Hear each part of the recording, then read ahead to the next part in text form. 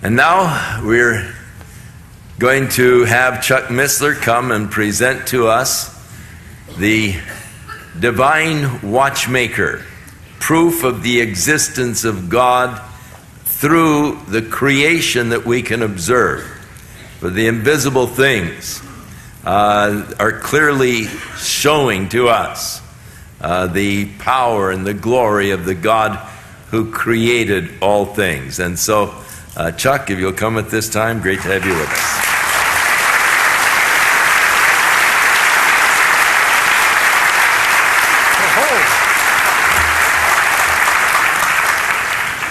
Well, thank you for that welcome. As you probably know, Nan and I have the privilege of traveling all over the world, but let me tell you candidly, there's no pulpit that we cherish more dearly and are more honored to serve than this one this night, Chuck. So I appreciate the opportunity to be with you. And let me ask you a question.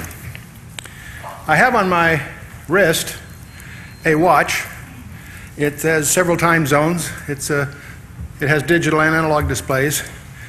If I told you that 18 top engineers spent virtually 2 years designing the circuits, planning the intricate mechanisms and so forth to provide all its features, and then handed those specs and details to very skilled technicians that carefully fashioned the microchips and all the other aspects that go into this watch. And that ultimately ended up with a physical watch that was given to a wholesaler who eventually got it to a jeweler, and that my wife, Nan, purchased it for an anniversary gift. How many of you would believe that? Okay, good, sure. Well, I'm here tonight to tell you that's not really what happened. You see, actually, millions and millions and millions of years ago, there were random atoms floating around the cosmos, and cosmic winds blew these atoms together, and some of the silica atoms became clear glass so that you could see through it. Some of the others became the substrate for microcircuits, and obviously I could go on and on with this silly tale, and it becomes humorous because it's so absurd. And yet that's the myth, that's the deliberate deceit that is not only taught in our schools, but underlies and corrodes every nook and cranny of our culture. The whole idea that all of this happened by accident. So we want to attack that a little bit tonight. This idea of the watch, the fact that the watch, you laugh that this could have ever happened by accident, by chance. And yet, in engineering terms, it is the simplest form of design. It's called a simple open-loop system. There's no error-correcting mechanisms in it at all. Now, the wrist that it resides on is another matter. The wrist it resides on happens to be a very complex closed-loop servo. And I suspect there's not one engineer in 100 that knows how to do a Nyquist diagram to deal with the feedback loops in a closed-loop servo. Furthermore, this particular system it resides on adapts itself to different ambient conditions. In Idaho, it gets goose pimples, and here it gets perspiration, okay? It even fights off invaders. If a foreign entity penetrates this wrist, armies attack it, recognize that it's a foreign invader, and attack it. It is the complexity of the wrist is thousands of times more complicated than the watch, and yet we so easily dismiss the idea that something like our wrist happened by chance? No way. Furthermore, it's self-repairing. I can sustain injuries that, for the most part, will end up healing. It'll repair itself. We haven't figured out how to do that with our computers yet. And so, no, that's true. I'll come to that. You think I'm being flippant? No, I'm serious. The little example I'm using is obviously not original. It was first recorded by Bishop Pally back in 1818. The whole suggestion that the watch, with in those days gears, springs, mechanisms, could not arise by random chance. It's a classic example. David Hume before the close of the 18th century, attacked this vigorously. His writings are summarized by this one quote: "Living systems only have the appearance of being machines. Unless it can be proven that living systems are indeed machines at the molecular level, Paley's watchmaker argument is irrelevant." Well, got news for Hume. Because modern science, especially microbiology, has revealed that even the simplest mechanisms are so complex that they are beyond our imagining. And I'll give you some examples of that. Science has refuted Hume and totally vindicated Paley, his argument. Sir Fred Hoyle, in 1981, said the speculation of the origin of the species, the famous classic that Darwin penned out, turned out to be wrong. It is ironic that scientific facts now throw Darwin out but leave Paley the ultimate winner. And by the way, this evolution-creation debate is old news today. If we were giving this talk, say 10, 20 years ago, it was tougher. Today, it's a straw man. There are several good scientific books out that destroy evolution as a rational argument. If I was hiring a scientist for my staff and he believed in evolution, I would consider him unqualified. And if you read Darwin's Black Box, Darwin on Trial, there's a handful of very competent books on the subject, so it actually is an easy thing. But I want to talk about this idea of design, because most of you, how many design engineers, how many people here have had experience in design teams? Can I see a show of hands?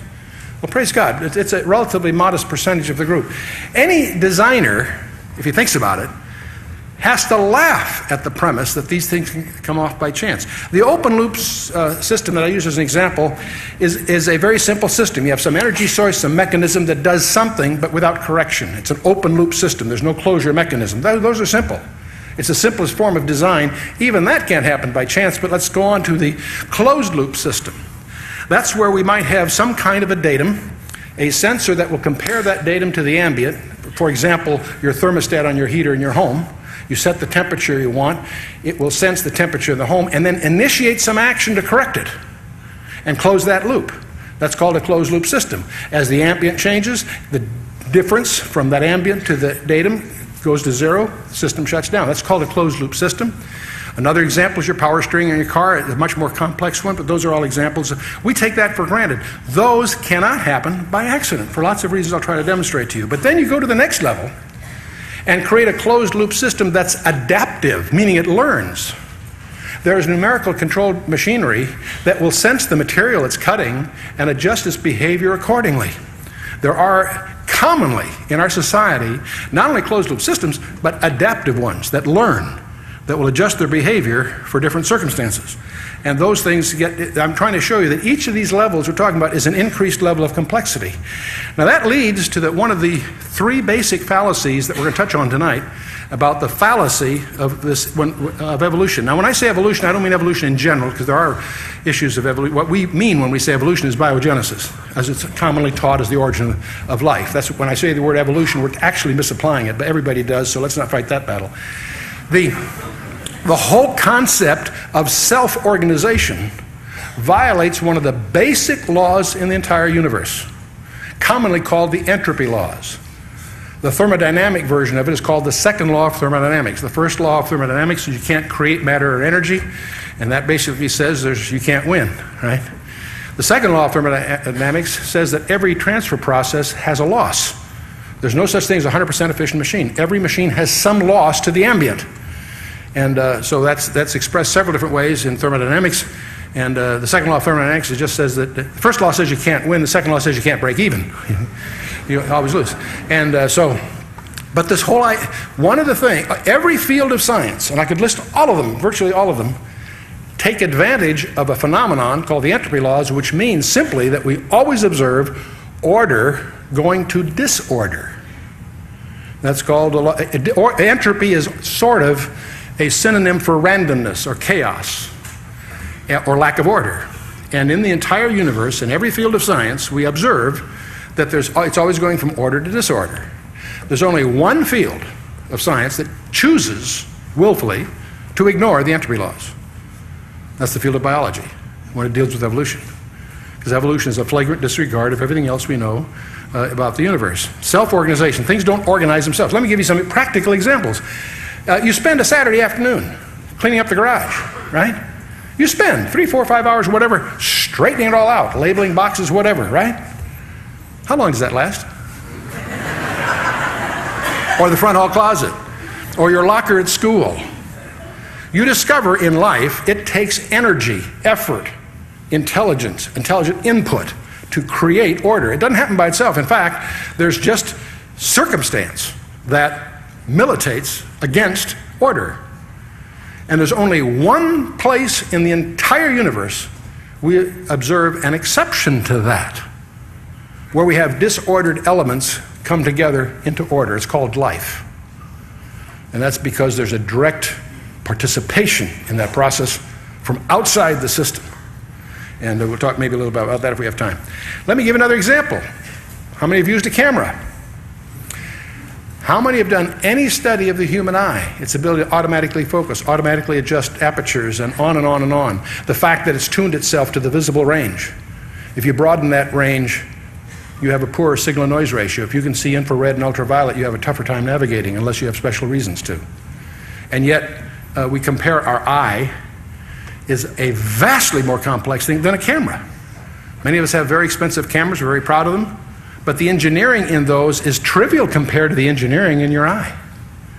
And so we could spend a whole hour just on that issue. Self-organization violates the law of entropy, and we could talk much about that, but I want to keep moving. There's another issue. Those of you that have been in system engineering, and what I mean by that is where you have the systems you're dealing with are an assembly of other complex systems that interact with each other, you all understand that if I have a complex system whose survival depends on the adequate functioning of each of the subsystems, it can't happen by chance. In fact, it's very difficult to even have it happen among design groups for each of those subsystems, because each of those systems has to behave properly for the entire organism to survive. The survival of the fittest idea militates against complex systems, especially if they're multiple systems. Let me give you a good example of one. This is a cutaway of a VW engine. And I think all of you are familiar with the fact that this isn't a system, it's a collection of all kinds of subsystems. You got an electrical system, you got an air pump with many different phases in it. You've got all kinds of subparts to this, each of which is a design challenge. But more importantly, each one has to perform properly for the entire thing to survive. You see what I'm getting at? It can't happen by chance, because the process of chance will assure that it won't operate. Now, another example is a jet fighter with a missile system. It doesn't take a lot of imagination to imagine the complexities involved and the partnership that's involved between that complex platform and that missile that will acquire, qualify, and chase a target. Those things don't happen by chance. A way to characterize this very simply, to believe in evolution is to accept the idea that it's possible for a tornado to go through a junkyard and leave a 747 behind. Okay? Now, we laugh at that because it is absurd, but that's exactly how absurd the premise is that people expect you to accept if you accept the idea that chance is the instigator of us. You know, it's interesting, the pagan cultures of the past invented strange gods to worship, gods of stone and wood and whatever, right? Our culture has invented the most insulting god of all, nothingness. We don't ascribe the universe to a god of stone, or we say one isn't necessary. I would imagine that's more insulting to God than finding an alternative god to worship. To say we don't, God wasn't necessary, it all just happened. The Big Bang. First there was nothing, then it exploded, we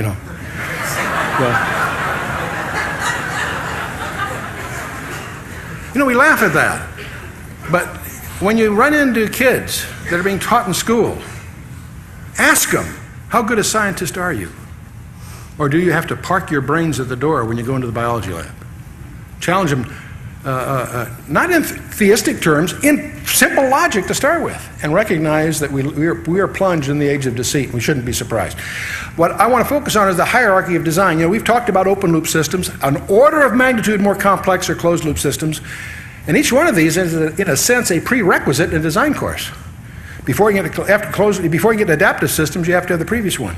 After that, you might get into self-modifying systems, and from there, of course, you can get into intelligence machines. And let's talk a little bit about that. You see, modifiable machines probably made their real debut in the 19th century with these programmable looms that would weave, where you could put a program in a machine, and the different program would cause a different kind of product to come out, whether it's a carpet or something else. Stored program would control the mechanisms. Well, as we got a little smarter, we discovered that, and got better at mechanisms of storing information, we developed processors that would not only process data, but in the storage would also put the programs. And the processor could modify not just the data, but the programs. That's the difference between a calculator and a computer. A calculator can do some very complex things according to some recipe that's in memory. But a computer, the distinctive would be that a computer can take that recipe and modify it. It can learn. It can prove its performance. And so we have that's the reason we call them intelligent machines. Now, you take storage, some way to store information, take some mechanisms that will process that information according to some rules, and then you connect some electronics to connect that whole world to the outside world, input-output, and you've got the basic architecture of what we glibly call today a computer. We're going to discover before the evening's over that your familiarity with a computer may lead you to a gigantic theological insight. So, stay with me. Okay, now intelligent machines, we obviously have self-modifying machines. Every one of you that's touched a computer on a laptop or on your desk has a machine that can modify its behavior. As proof of that, there's times it doesn't boot up. That modifies its behavior too. They also have self-programming machines. It's very common today to express a requirement in some broad terms and have the computer develop the program to resolve that. I'll talk a little bit more about that in a moment. But the next step, and these are very common so far, the next step is to have self-diagnostic systems that can discern whether there's something wrong with itself. That's very common. When you first boot up, there's certain kinds of tests. They're relatively primitive, but the hardware will test itself to make sure it's all there and so forth before going forward. The level of self-diagnostics is, of course, a very open-ended thing. Those diagnostics can get very, very elaborate for elaborate systems. And that's about where we are in the state of the art today. The next level of design that we're not really at yet, by the way, is self-repairing systems, where the computer discovers that it's got a bad card, and it can reach into inventory and get a fresh one, plug it in, and check it out, and go on from there. Technically, there are a few of these in certain military applications, but it's at a very primitive level. It certainly isn't state-of-the-art in general in the industry. But if we get that far, the next challenge would be self-reproducing systems. I remember as a kid, I saw a cartoon. It was presumably a guy was giving a plant tour of a factory. And on the workbenches were all these robots, and there were robots building the robots, often to infinity in the artist's rendering. And the guy giving the tour says, I don't know where it's all going to end. You see, he had robots building robots. But as a practical matter, the idea of computers reproducing themselves, before we get further, I want you to recognize how challenging that would be. That you not only have a computer, but it has the capability of reproducing itself. Challenge, a real challenge, for lots of reasons. Now, I want to shift gears here a little bit, and let's take advantage of some of the discoveries of the recent decades. And most of you are familiar that in 1953, Watson and Crick published an article in Nature which started the whole revolution in microbiology because they discovered the DNA and its working copy called the RNA. And it was just a couple of years later that Sanger started with the first complete chemical structure of the first complex protein, namely of insulin. They began to understand proteins and the coding be the recipe to make those proteins. Now, Crick himself, interestingly, I like this quote that he made. He says, an honest man, armed with all the knowledge available to us now, could only state that in some sense the origin of life appears at the moment to be almost a miracle. So many are the conditions that would have had to have been satisfied to get it going. In his secular terms, he's admitting that life is a miracle. It's about as strong a statement as I would expect from someone without the Holy Spirit. Michael Denton, most of us that collect books in this area are indebted to this Australian. From 1986, published a book called Evolution, a Theory in Crisis, where he surveys the different fields of science and demonstrates, strictly from a scientist's point of view, that evolution is no longer an adequate explanation to rationalize what we think we know about the universe. And he goes through all the different fields of science, including microbiology. But one of the points he makes that I think really comes home, and I'll talk a little more about that, although the tiniest bacterial cells are incredibly small, each is in effect a veritable micro-miniaturized factory containing thousands of exquisitely designed pieces of intricate molecular machinery, each made up of 100 billion atoms, far more complicated than any machine built by man and absolutely without parallel in the non-living world. And we'll look at that a little bit. You know, in school, you always hear about the simple cell. You know, you go up to you see some slides, some pictures, or sketching of a so-called simple cell. Let's explore that simple cell. We now know that it has unparalleled complexity, and its design is adaptive to a level that we can't even begin to fully understand, let alone replicate. It has a central memory bank where it stores all its recipes and instructions.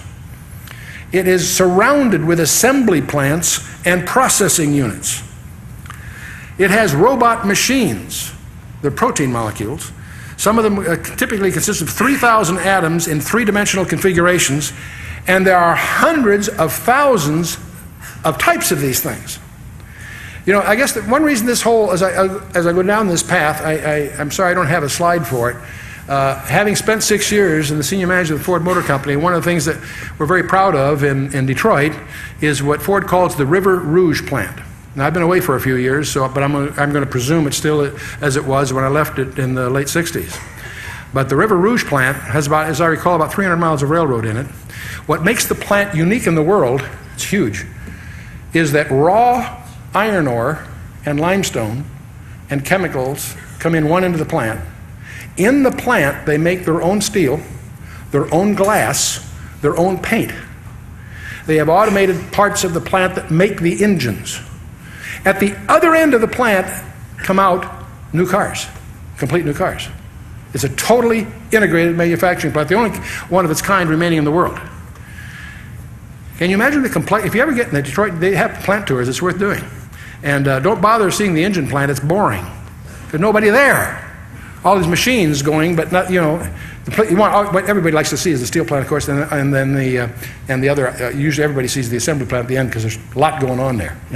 But anyway, the point is, you look at that plant and realize that the simplest cell we encounter in biology is vastly more complex than the River Rouge plant. The presumption that the River Rouge plant happened by accident, of course, is absurd, and so are these. Let's go on a little bit. Let's imagine we were going to make a model of a simple cell. And let's assume, because the cell's so small, we're going to make this model not 1,000 times larger, 1,000 million times larger than the actual one. It would be over 10 miles in diameter. Each atom would be about the size of a tennis ball. Okay? We would need 10 million atoms, 10 to the 13th atoms. How many of that? Well, if you counted one a minute, it would take you 50 million years to count them. That's big, that's complicated. Let's look at it another way. Inside this plant, we discover that they have artificial languages and decoding systems that are error correcting. There's memory banks for information storage. There's a master file place where if what you need, you get from there, make a copy, and go work with it. There are elegant control systems that regulate the automated assembly of all the components. It indulges in prefabrication techniques and modular construction techniques. It has error fail-safe and proofreading devices for quality control. Just to give you a couple of functions you would find in the simplest cell.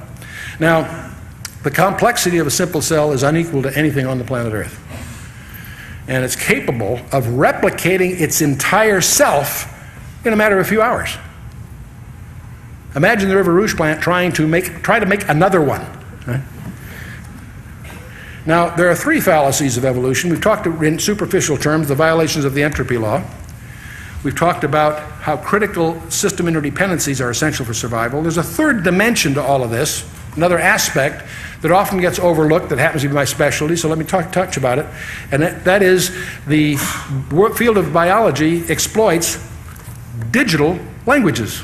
Now, many of you that may not be a term meaningful to you. Digital codes derive their meaning from arbitrary but consistent definitions. For example, if I had a blackboard here and I wrote M-A-N on the blackboard, what have I written? What does that mean? Whatever it means, it only means that because you and I have agreed to it in advance. You see, language is digital. It's symbolic. We assign arbitrary meanings to those words. The same three letters in another language might mean something altogether different. It means M-A-N or man because you and I have a context, okay? Now, there's several kinds. So the meaning of the word is the semantics. The structure, where you find that word, is the syntax. Now, the point that I want to make is you can't have a digital code except by design. The very nature of a digital code is that it represents an arbitrary but consistent assumption that implies design, not randomness. Now let's talk about this. There's another dimensionality in the information sciences you want to be sensitive to, and that is the basic conflict of order versus chaos or entropy.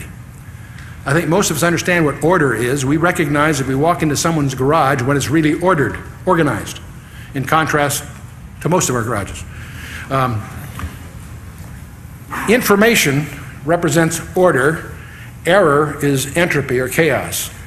Engineers talk about signal-to-noise ratio. Signal is what you're after. That's the information that you're trying to get. Noise is that which interferes with the information, the randomness, the chaos, the confusion. Music, we understand what music is. Cacophony is the opposite. Now, I realize some music today is probably debatable, but let's move on. We understand a sequence in contrast to randomness. And of course, the list on the left is order or design. The list on the right is entropy, chaos, chance, randomness. Those are all near synonyms.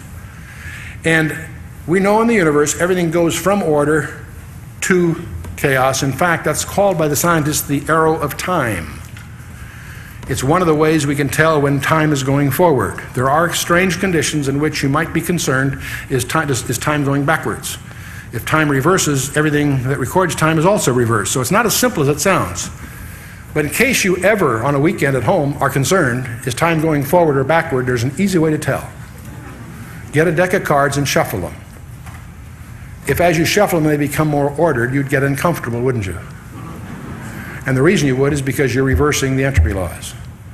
If you have them in bridge order and you shuffle, they get random. The more you shuffle, the more random they get. If that starts going the other way, you have cause to get concerned or to suspect you got a card shark on your hands. Okay. Now, there's another dimension I want you to be sensitive to. We think of technology in several different ways.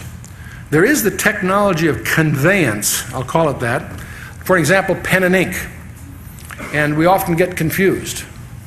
You know, we talk all about the technology of conveyance and confuse that there's also a technology that's behind that, the technology of the content. And let me use a book as an example. There's technology in a book. We went to the codex, which has pages rather than scroll. And of course, as we went to presses, we got movable type. And there are today electronic books. Those are technologies of conveyance that say nothing about the content of the book. Nothing about the content of the book. And I want to shift from the hardware of the system, the paper and the ink and whatever, to the content of the manuscript and what would be, in today's vernacular, called the software of the system. And now, in this, we have the role of language. And let me take the classic case. Most of you are familiar with the Paul Revere's Ride. Remember, he was on the banks looking at the Old North Church, waiting for the signal. And he watched for the lanterns in the Old North Church. One if by land, two if by sea. How are the British coming, right? And the semantics were the one or two bits of information in that in the Old North Church. Now, the first bit told you, all that told you was that he didn't fall off the ladder. In other words, carried no information. It's a carrier bit. The bit that allowed him to mount his horse and run was when that second lantern lit. to it by C. If you only had one, then he knows the guy got there, but it's a zero, so to speak, as far as the information is concerned. The syntax, of course, is the Old North Church. If somebody hung 2 lanterns in his front porch, that'd mean nothing, right? So it takes syntax, it takes semantics. Now, the main point is that if the British had a Cray computer, they would be absolutely powerless to decipher that code. Why? Because it was strictly prearrangement between his partner that was climbing the ladder in the Old North Church and Paul Revere is ready to carry the message. It's one of the simplest examples of a digital code. The point is, it derived from coordinated planning. You don't have that by random accident. That's called noise. Now, we could spend some time talking about different alphabets, simplex alphabets. I won't get into all this except to make a couple of points. There are alphabets or codes that are error detecting. You can create codes that will reveal to you if they're contaminated. There's ways to do that. There are even ways to create error correcting codes. You can discern the contaminations in such a way as to tell which of the bits is wrong and reverse it in a binary situation. There are error correcting codes. The NFSQ 27, the Strategic Air Command machines that replaced the old Sage computers. The old Sage computers were the fun ones because they were vacuum tubes. When you gave someone a tour, you went down hallways that were laid processor unit and memory and so forth. When the 27 came out, it wasn't as sexy. It was just a bunch of boxes, but they were interesting because you could pull cards out of them while they ran, and it continued to run because it's built around error-correcting hardware, codes that were error-correcting. And there's also adaptive coding where you have codes that will even adapt the syntax. But the point is, the kind of codes that are in your DNA take advantage of advanced communication theory. You have error, your DNA is 3 out of 4 error-correcting codes. Now, you have each of your DNA molecules has roughly about 3 billion rungs on this double helix that you've probably seen pictures of. But it's a digital error-correcting code, which means, by the way, this is the final nail in Darwin's coffin, so to speak. There's no way the DNA can happen by accident, or putting it another way, you can mathematically quantify the chances of it happening by accident, and they're way, way beyond the threshold of absurdity. Now, there's something else about the DNA that's kind of interesting. Do you realize it's the same code for all of life? All of life has the same 3 out of 4 error-correcting code. What does that tell you? It came from the same software house. Okay? You with me? All right, okay. The machines that process the DNA are machines that will even change their function, their specialization, as they go to accomplish a master plan. The example would be, let's assume you have a toolbox and you have a saw. When you need a hammer, the saw turns into a hammer.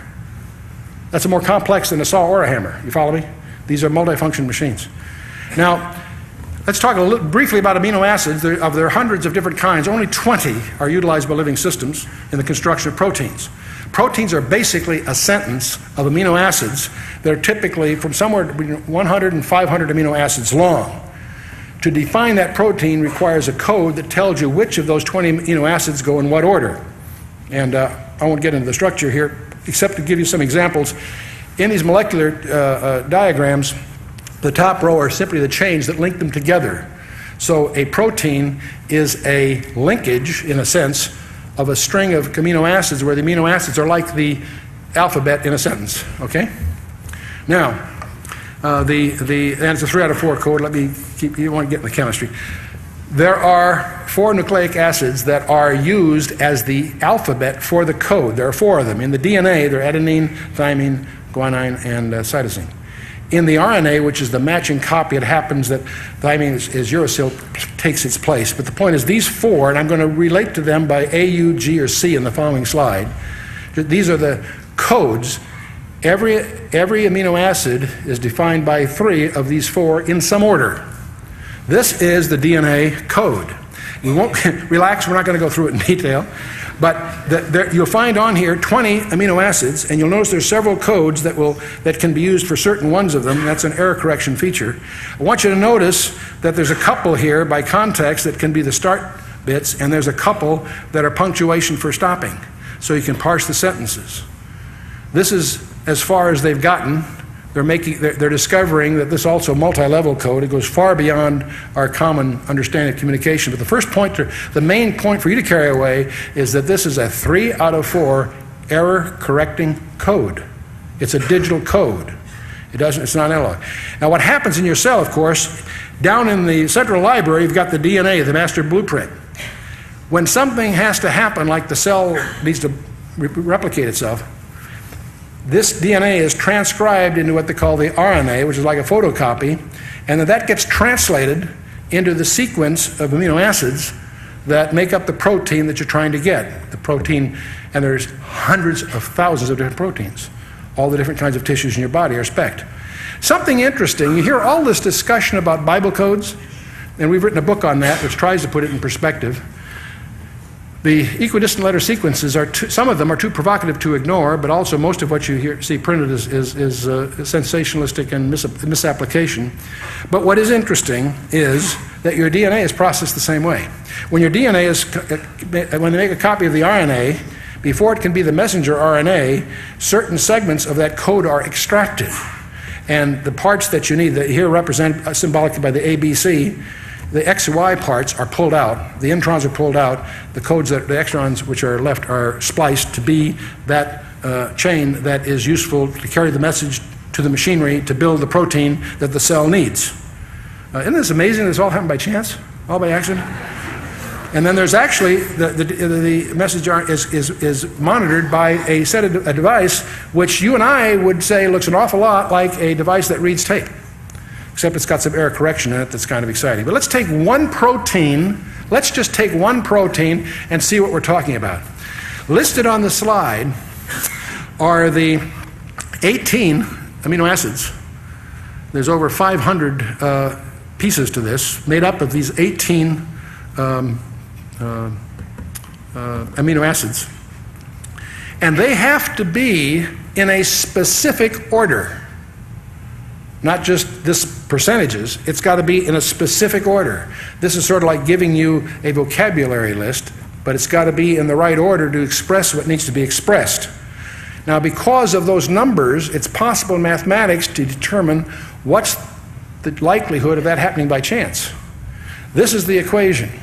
For those of you that have mathematical background, you'll recognize those exclamation points are the mathematical way of representing a factorial. I won't go through the math, I'll simply give you the answer.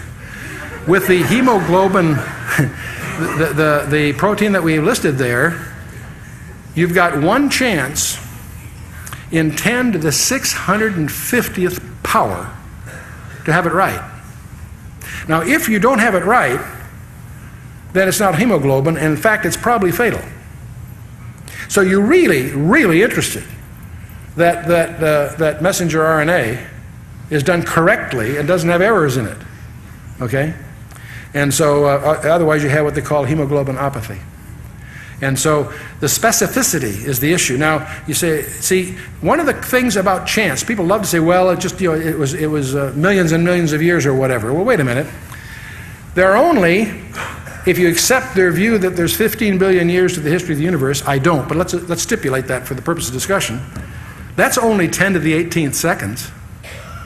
How on earth are you going to have 10 to the 650 trials to try one of these at random? There's only 10 to the 18th seconds in the history of the universe. You don't have enough time. You also don't have enough material. The scientists estimate that the total number of atoms in the universe is something in the neighborhood of 10 to the 66th. Those are very big numbers, but they're not as big as 10 to the 650th. Well, particles, there's 10 to the 80th particles in the universe by most common estimates by cosmologists. And incidentally, in the field of physics, they mathematically acknowledge that nothing has a probability of 0 and nothing is technically certain. Everything lies between those two extremes. But for practical reasons, there is a point at which things are so unlikely that you consider them absurd. That's mathematically defined. There's a mathematical law they use. Basically, it says anything that is less likely than 1 part in 10 to the 50th is defined as absurd. Well, by the way, 10 to the 650th is way beyond 10 to the 50th. It doesn't take a rocket scientist to say, hey, we're out there in the Never Never Land. Unless, of course, you're going to high school in the United States. Let's shift a little bit just to touch on another thing that we talk a lot about is the human brain. They estimate the human brain has about 10 to the 10th nerve cells. Each has about 10 to the 4th to 10 to the 5th connecting fibers. So you got, that turns out, when you put that approaches the region of about 10 to the 15th connections. That also is a pretty big number, by the way, in its own right. How big is 10 to the 15th? How can we relate to that? Well, can you imagine a tree with 100,000 leaves on it? That's the weakness of this little example I'm using, because I can't imagine a tree with 100,000 leaves. That's a big number too, but let's assume you had one. In fact, let's assume you had 10,000 of those trees per square mile. Okay? That's also pretty dense. And let's assume you had 1,000,000 square miles. That's 10 to the 15th. You're talking about a forest half the size of the United States. That's a crude way to try to get your arms around 10 to the 15th. Now, the human brain network is kind of interesting because it's obviously a highly organized network of uniquely adaptive communication channels. And let's imagine that in your brain, only 1% of the possible connections were actually specialized or organized pathways. It would still represent a greater number of connections than the entire communications network on the planet Earth. That should bother you. I mean, that's big. That is really big, okay? Now, I want to shift a little bit from all this. I'm prattling here because of my graduate work was, as you probably know, in the information sciences. And so Chuck asked me to touch on some of these things in support of our anticipated entry into Genesis and so forth. But I'd like to, as long as we've talked a little bit about languages and software, I'm greatly indebted to some recent events that have helped raise the fog in my mind on the technology of the resurrection.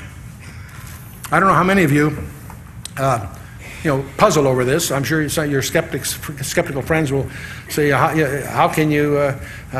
do sailors that are buried at sea get resurrected? You know, their bodies are there and decomposed, part of marine life and so forth. Or the other example that's often kicked around is the missionary gets eaten by a cannibal. And then that cannibal gets eaten by another cannibal. And carry that on for a few cycles and say, okay, now how are you going to resurrect those guys? And see, that all misses the point. Another way of saying is, how can a history-dependent, complex systems be resurrected after being destroyed? Well, I'm indebted to Jurassic Park. Michael Crichton helped us with that. How many have seen the movie Jurassic Park or read Michael Crichton's novel? Huh?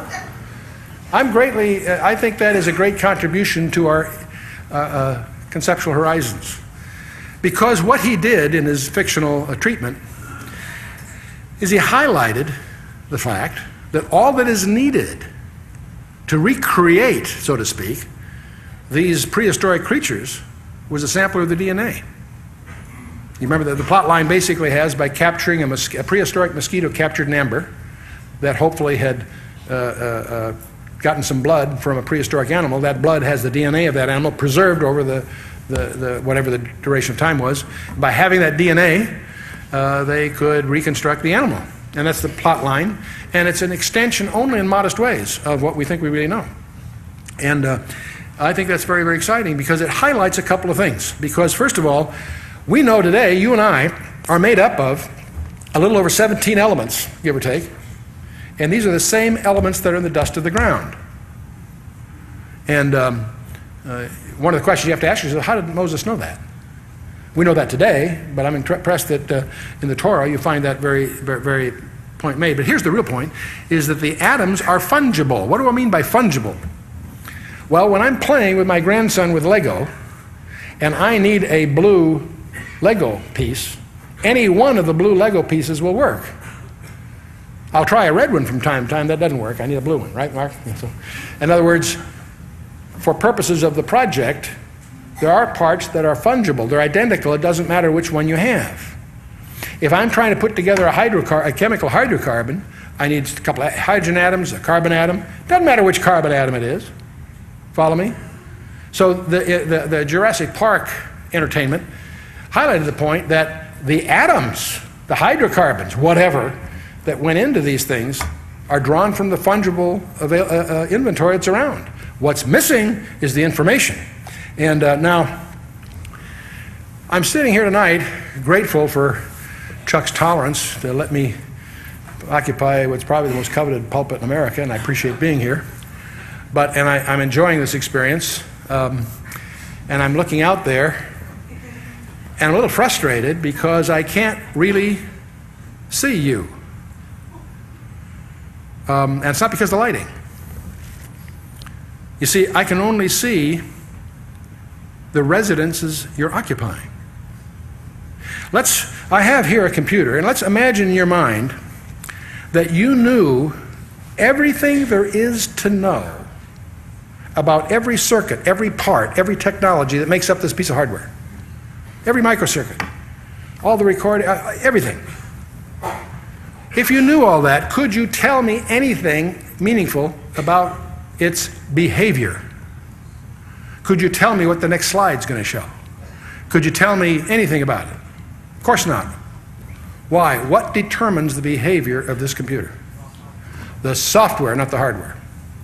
Very key point. Bear with me. I meant to grab a little diskette, but I don't need to this audience. How many, if I held up a little 3.5-inch diskette right now, how many would know, how many have handled one of those before? That's familiar ground for you, right? Okay. Let's assume I took a blank disk cassette, and I mean a blank diskette, set it on a postal scale. It would weigh about 7/10 of an ounce, blank cassette, diskette rather. If I spend hundreds of dollars and load that diskette with over 1 million bytes of software and put it on that postal scale, what will it weigh? 7/10 of an ounce. The point is, software has no mass. Its embodiment at one particular instant might have mass, but mass doesn't change whether it's there or not, so it's just an embodiment. It's sort of, it's analogous to marks on a blackboard or something, in fact, even less than that, really. I can send that software over the airwaves, right? Software has no mass. Well,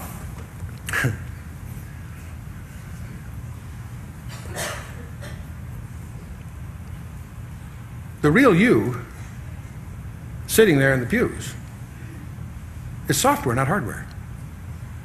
You're resident in a hardware environment that has mass. Some of us have a little too much mass, but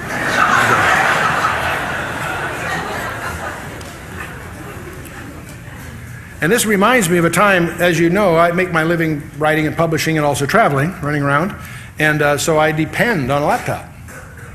And I had an old laptop that served me for many, many years that was subject to all the abuse that one does when one travels, and it finally, if I can use the expression, give up the ghost, it was dead, okay?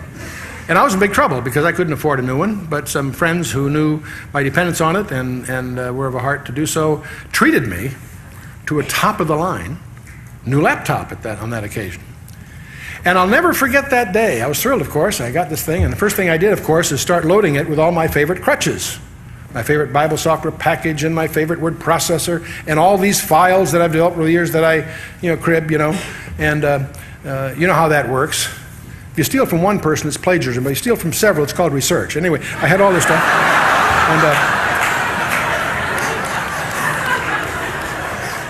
And so I had all my favorite little crutches in there, and I fired it up. And I'll never forget that feeling, because all those tools and things I used to do were there, recognizable. They were familiar, and yet they ran 100 times faster in full color. I mean, it blew me away. Why am I going through all this? Because I've got news for you. You and I are heading for an upgrade, okay? Yeah.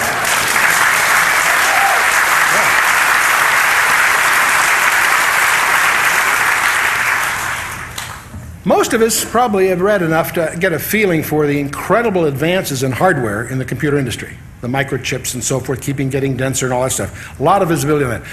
Unless you're a specialist, you're probably not sensitive to the advances that are probably even more significant in the software technology. And let me just give you a quick profile, because there's some lessons here. When computers were first made their presence in the late 40s, early 50s, you programmed them, you gave them instructions in what was called machine language. You told the machine to get a bit from here and a bit from there and add it together. You told it step by step, a rigorous procedure, very error prone, very, very expensive procedure. So the guys were pretty smart. They figured, see, many of the things we're doing are repetitive. Let's write a program to do some of that automatically for us.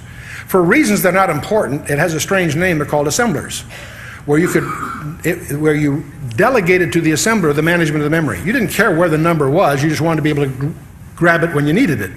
The burden of managing the memory and some other things were relegated to what are called assemblers. They're still unique to each piece of hardware, whatever kind of hardware you need an assembler for that kind of hardware.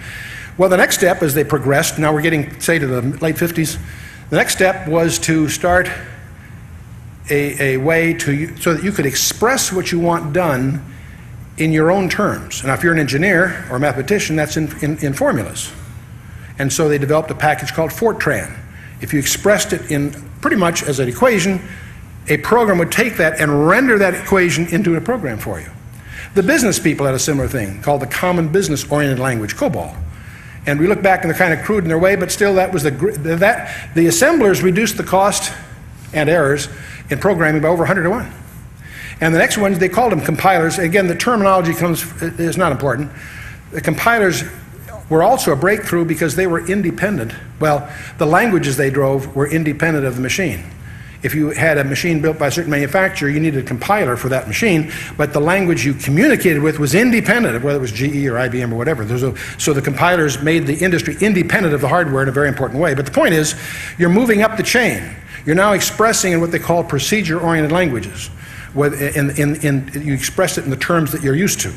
So you see the software is reaching out to where the real users are, you see. Well, today, I'm going to generalize a lot of other advances. Today, you don't even do that.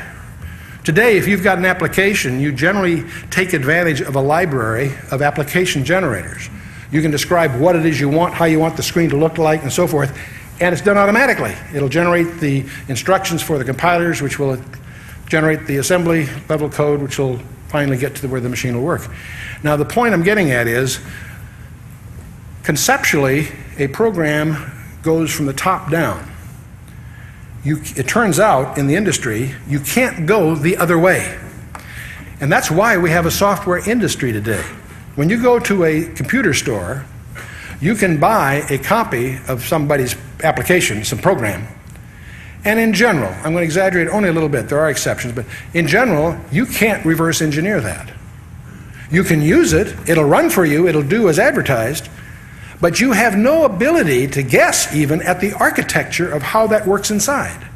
Because to do so, you've got to infer intent. You'd be going up this chain. Do you follow me? If I give you the application generator, you can go down and create the program. But if you have the raw code at the bottom, you can't climb the ladder. It turns out that it's very much a unilateral process. Now, there are some decompilers and things that you can use, but it's still a very, very tough topic.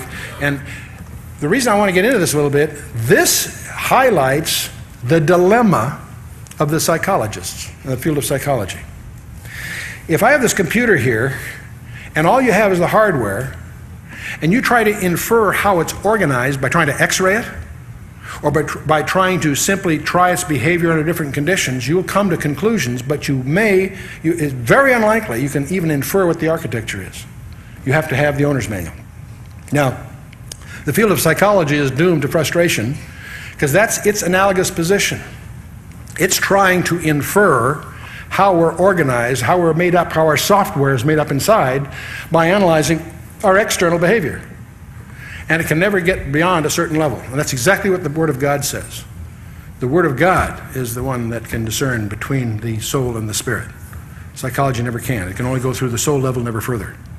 And the way you have to do that is you have to have the owner's manual. And so, now, there's something else about software that I want to talk about, the physics of software. I went through a little discussion a moment ago saying that software has no mass, right? The real you that's sitting there in the pew, the real you is software, not hardware. Software, not hardware. You know what that means? See, software has no mass. That means it's not constrained by time. We know from Einstein's insights and their subsequent verifications that time itself is a physical property. Time varies with mass, acceleration, and gravity. Does software have any mass? No, we've determined that. That leads to a very interesting insight. Software has no time. It's not in the time domain except as is embodied in a physical device. And so that means that the real you, call it soul, spirit, what labels you like, the real you is software that's temporarily resident in your existing hardware environment. What does that mean? That means the real you is software, not hardware. The real you has no mass. And that means the real you has no time dimension. You're eternal, whether you like it or not. And the problem is, that's both the opportunity, but that's also the problem. Because where are you going to spend it? And praise God, God has provided a destiny for you to be in fellowship with Him throughout eternity that's available for the asking. That's available for the asking. And I think that's exciting. But you see, part of that software is that it has a volition. You see, your particular software is a decision-making device. And your choice is up to you. The choice is up to you. This is a record, Chuck. I'm almost on time. Yeah. I want you to put that down in my baby book. Yeah. I've tried not to be too technical, and I hope. Hey.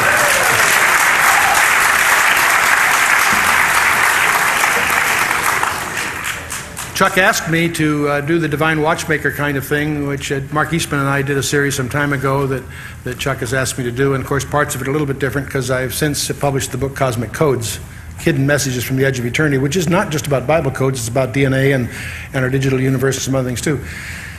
And I enjoy that because it obviously is a perspective that can be helpful. But I wanted to share with you, I was a little frustrated as I looked at this because it's not the kind of thing I like to do best. It may surprise you.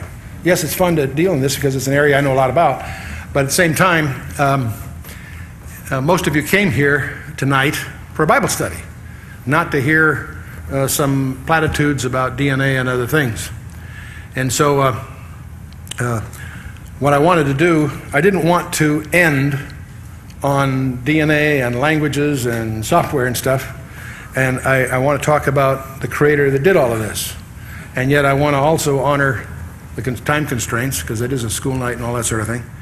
So I wanted to talk a little bit about my King to finish this off. And I got this idea from a pastor down in San Diego and then adapted to myself, so it's partly original, partly not, but it's something that I keep with me because when I'm in a talk and I don't know how to end it, I jump into what I call my King. And see, my King, the designer of these codes, is Jewish. By the way, it might interest you to know that the Hebrew language is the only language on the planet Earth that meets the requirements for extraterrestrial communication as defined by Freudenthal and some of the scientists that have defined what it takes to communicate extraterrestrially. The Hebrew language is the only language on the planet Earth that is both, the alphabet has sememes as well as phonemes. And it's not just phonetic, it's also conceptual. And the implications of the way the Hebrew language is designed is absolutely mind-blowing from an information and cryptography point of view. I shouldn't be surprised. Why? Because the king that designed it is Jewish. I serve a racial king, king of the Jews. I serve a national king. He's the king of Israel. And he's the king of all the ages. He's the king of heaven, the king of glory, the king of kings, and the Lord of lords. And the real issue tonight is, do you know him? Not whether you know DNA from RNA or digital from analog codes or whatever, but do you know him? That's the whole issue. He is a prophet before Moses, a priest after Melchizedek, a champion like Joshua, an offering in the place of Isaac, a counselor above Solomon, obviously a king from David. He was beloved, rejected, exalted like Joseph, and yet much more. The heavens declare his glory, and the firmament shows his handiwork. He who is and who was and always will be. He's the first and the last, the Alpha and the Omega, the Aleph and the Tau, the A and the Z. He's the first fruits of them that slept. He's the Ego Eimi, the Ichyach Asher Ichyach, the I am that I am, the voice of the burning bush, the conqueror of Jericho, the captain of the Lord's host. By him were all things made that were made. Without him was not anything made that was made. And by him are all things held together. In him dwells the fullness of the Godhead bodily, the very God of very God. He's our kinsman redeemer, and he's also our avenger of blood.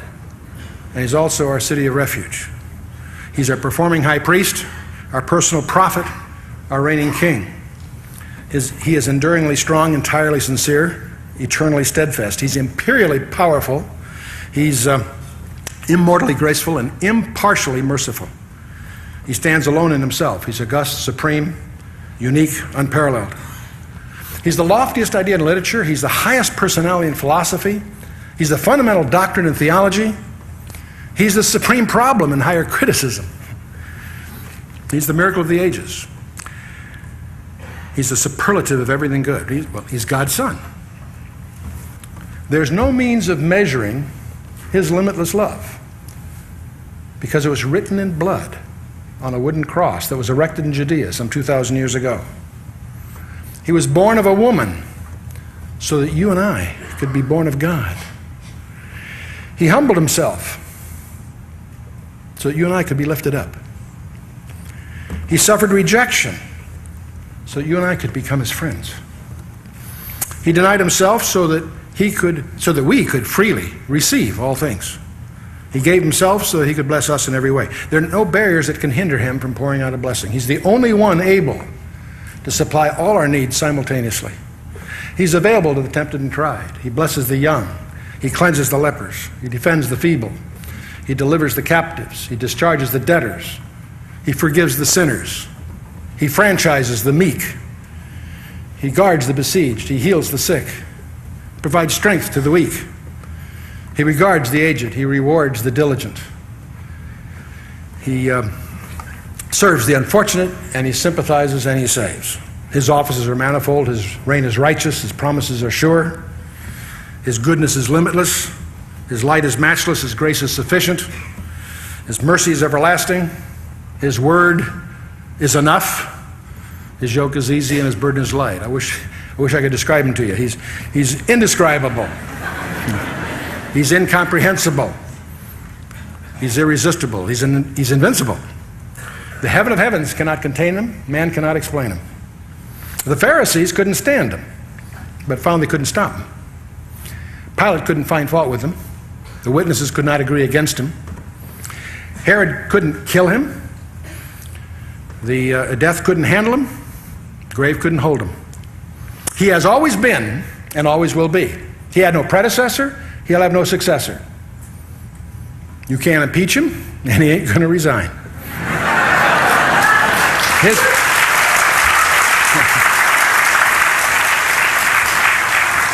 His name is above every name, that at the name of Yeshua, every knee shall bow, every tongue shall confess that Jesus Christ is Lord. His is the kingdom, the power, and the glory forever and ever. Amen and hallelujah, right? Chuck?